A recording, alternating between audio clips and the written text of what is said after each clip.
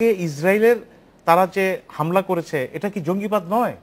আমার কথা হচ্ছে জঙ্গিবাদ শুধু ধর্মীয় দৃষ্টিকোণ থেকে দেখার বিষয়টা। জঙ্গিবাদ আমি বলছি যে সমাজে যে পোষশক্তিগুলো যেটা আছে তারা যখনই তারা কোনো কুকর্মে প্রবৃত্ত হয় তারা এই জঙ্গিবাদ শব্দটা সাধারণত আমাদের যে ক্ষেত্রে বলা ফরম্যাটে দাঁড়িয়েছে এটা ধর্মীয় জঙ্গিবাদের দিকে আমরা ঠেলে দিই। আসলে কিন্তু জঙ্গিবাদের এটি একটি রূপ, অন্য অনেক রূপ আছে। আচ্ছা, এই বিষয় নিয়ে আমরা অন্য আর একদিন আলোচনা করব। আপনারা জানেন যে ঢাকা বিশ্ববিদ্যালয়ের লাখ লাখ মানে ভর্তিচ্ছু শিক্ষার্থী হতাশায় ভুগছে, কারণ মাত্র একবারই পরীক্ষা দেওয়ার সুযোগ তাদের জন্য থাকছে। এই সিদ্ধান্ত নিয়েছে ঢাকা বিশ্ববিদ্যালয় কর্তৃপক্ষ। দর্শক, এই বিষয়টি নিয়ে ফিরবো, তার আগে নিচ্ছি ছোট্ট একটা বিরতি।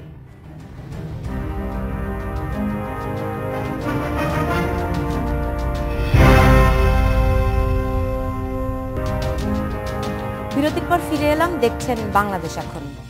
আমার কাছে কয়েকটি পত্রিকা এসছে যেগুলি মানুষ আগামীকাল সকালবেলায় পাবে। একটু বলছি।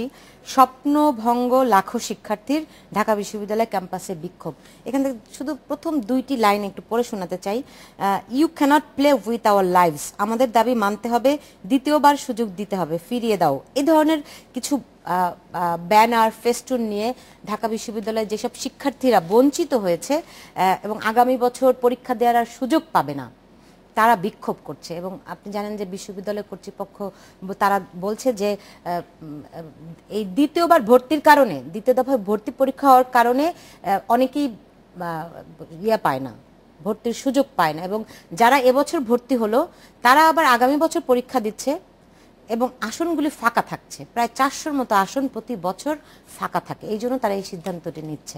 এই সিদ্ধান্তটিকে আপনার কাছে সঠিক মনে হয় যে শুধুমাত্র ভর্তি পরীক্ষা একবারই সুযোগ কি কোথাও আছে? এটা আমরা কিন্তু আগে কখনো এটা শুনিনি এবং এটা আমি একটু আশ্চর্য হয়েছে। এবং আপনি যে লাইনগুলো পড়ে শোনালেন, তাদের আবেদনটা কিন্তু অত্যন্ত মানবিক একটি আবেদন এবং তারা পরীক্ষা দিয়ে অকৃতকার্য হয়েছে একবার, দ্বিতীয় দফায় পরীক্ষা দেওয়ার সুযোগ পাবে না। আমার মনে হয় ঢাকা বিশ্ববিদ্যালয় কর্তৃপক্ষ, যেখানে বিশ্ববিদ্যালয়টা হচ্ছে একটা আলোকিত জায়গা এবং উদার মনোবৃত্তির জায়গা, সেখানে বিশ্ববিদ্যালয় এমন একটি কঠিন প্রশাসনিক সিদ্ধান্ত নিয়েছে। এবং আমি উপাচার্য, আমাদেরই যারা সাংবাদিকতা বিভাগের একসময় শিক্ষক ছিলেন আসম আরেফিন সিদ্দিক সাহেব প্রফেসর, তিনি যে এই সিদ্ধান্তটির কথা যেভাবে বলছেন, আমি খুব দুঃখ পেয়েছি যে যেখানে ছাত্ররা আন্দোলন করতে হচ্ছে ছাত্রদের আরেকবার ভর্তি পরীক্ষার অংশ নেওয়ার সুযোগ, অংশ নিলেই যে তারা উত্তীর্ণ হবে এমন তো কোনো বিষয় নেই না। কিন্তু হ্যাঁ, তুলনামূলকভাবে প্রতিযোগীর সংখ্যা একটি আসনের ক্ষেত্রে বেশি হয়ে যায়। এটা হতেই পারে, কারণ যেখানে সারা বাংলাদেশের প্রতিযোগী কিন্তু সমস্যা না। উপাচার্য যেটি বলেছেন যে যারা আর কি ভর্তি হচ্ছে এই বছর, মনে করেন কেউ একটি তার মন মতো সাবজেক্টে ভর্তি হতে পারলো না, আগামী বছর সে পরীক্ষা দিল, একটা তার মনের সাবজেক্টে চলে গেল, কিন্তু ওই আসনটি কিন্তু ফাঁকা হয়ে গেল। কিন্তু এটি কি তাদের পক্ষে ট্র্যাক করা সম্ভব নয়? যদি কোনো ভর্তি হওয়া শিক্ষার্থী আবার একটা ভর্তি পরীক্ষায় বসার সুযোগ করে নেয়, তাহলে এই পরীক্ষার্থীকে কেন সুযোগ দেওয়া হবে?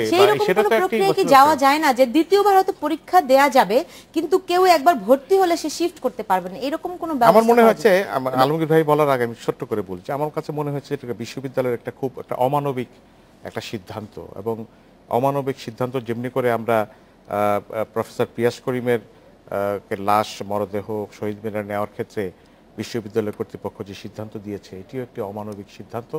এবং এই সিদ্ধান্তগুলো কিন্তু আসলে একটি বিশ্ববিদ্যালয়ের ভাবমূর্তিকেই কিন্তু আমি মনে করি যে এটা ক্ষুণ্ণ করে। জনাব শাহ আলমগীর, না, একটা বিষয় আমি বলি, যেমন এই বছর 35,053 জন মানে সুযোগ পেয়েছে ভর্তি হওয়ার, তার মধ্যে 21,493 জনই কিন্তু গত বছরের পরীক্ষার্থী। তার অর্থ হচ্ছে প্রায় অর্ধেকের কাছাকাছি পরীক্ষার্থী কিন্তু গত বছর থেকে এসছে। 21,493, 21,000 জন এসছে, মানে তারা গত বছর বিভিন্ন কলেজ কিংবা কোথাও ভর্তি হয়েছিল, তারা সাবজেক্ট চেঞ্জ করে এখন ভর্তি হচ্ছে।